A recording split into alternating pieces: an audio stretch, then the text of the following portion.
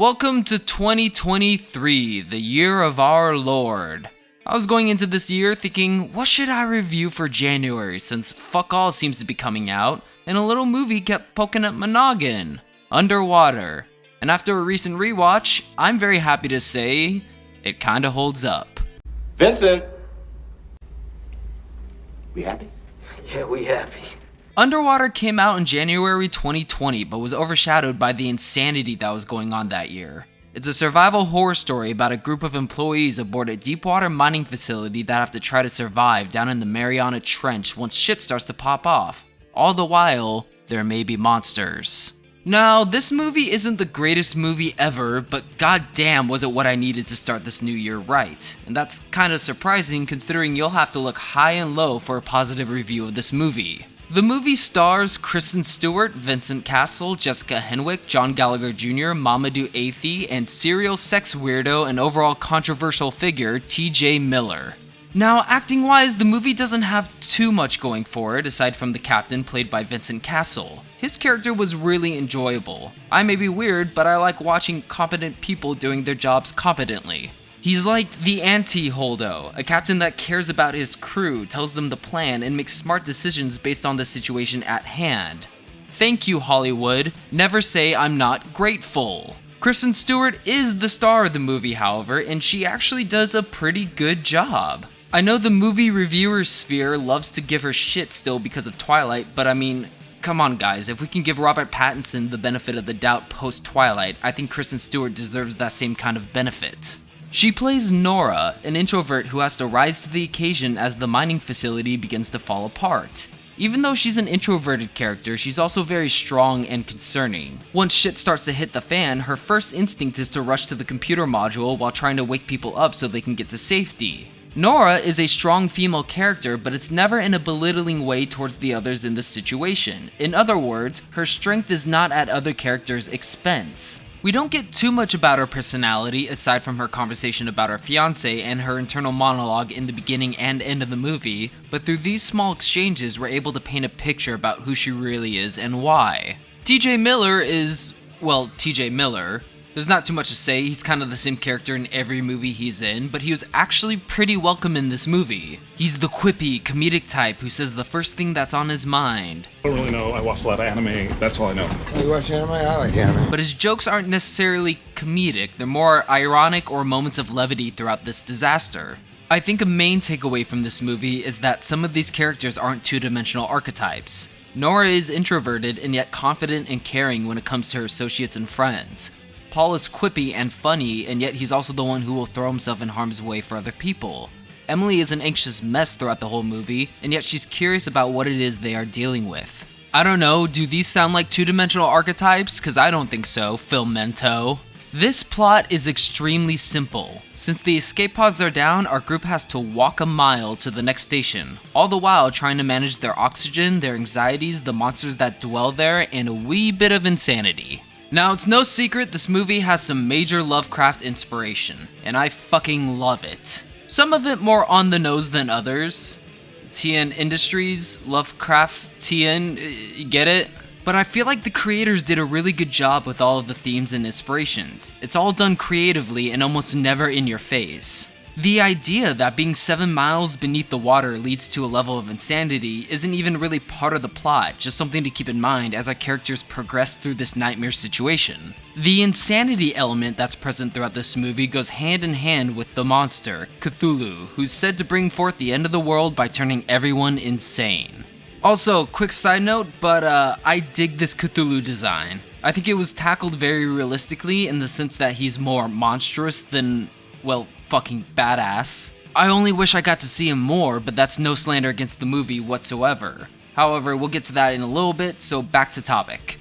Since we're following our characters and it's their POV we're following, they start seeing shadowy figures in the water. Were these figures real? Is Nora's mind playing tricks on her? Or is it as simple as she's not wearing her glasses from the beginning of the movie and she's having a hard time focusing? Small touches like that are all throughout the story, which begs me to question, what else is real?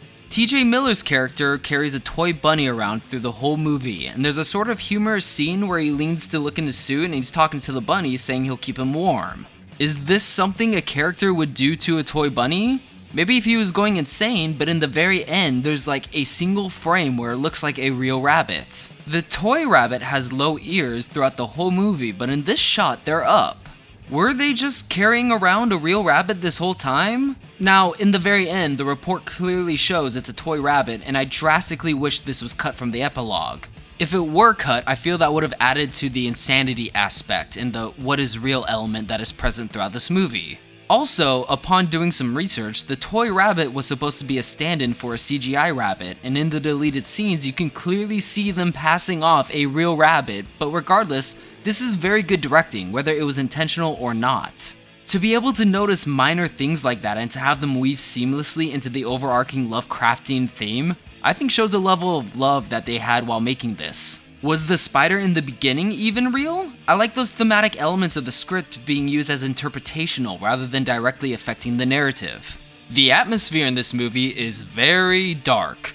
No shit considering they're posted up at the bottom of the Mariana Trench. The last thing I want in my deep sea horror thriller is a well-lit film.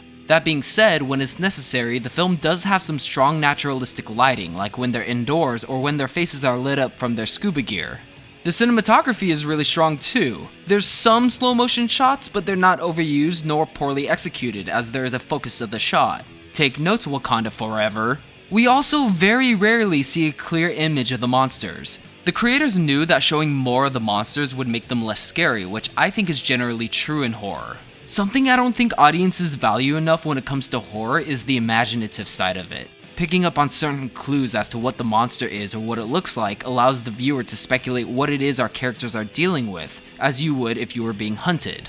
This movie understood that, and I really appreciate it. All that being said though, there's a few odd editing choices, like when the captain says they have to jump out of a falling elevator or they'll be crushed and the next scene is them already on the ground. What the fuck just happened? Which, I mean, I've never been great at transitions, so I guess it's time to talk shit. Our characters are wearing literal plot armor.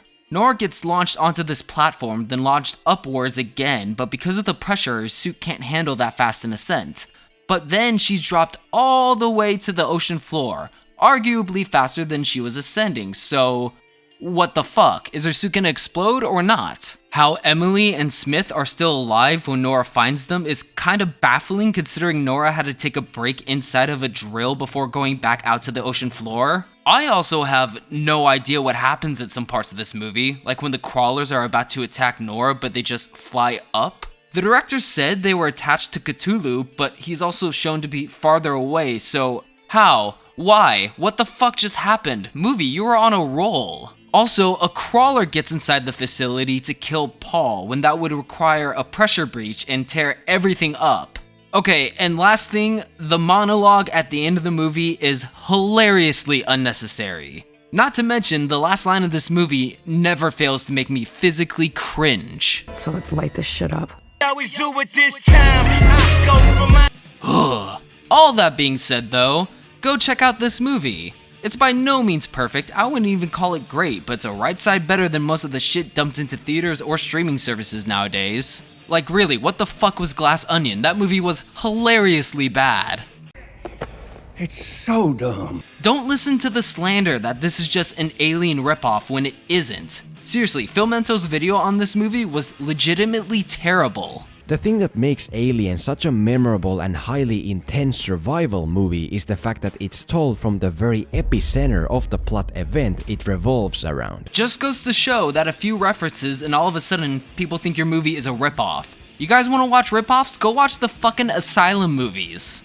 Underwater tries and in some ways thoroughly succeeds in breaking through as its own thing. If you like watching competent people dealing with a situation competently, if you're a Lovecraft junkie like me, or if you just want a good horror creature feature to check out, go watch this on Hulu.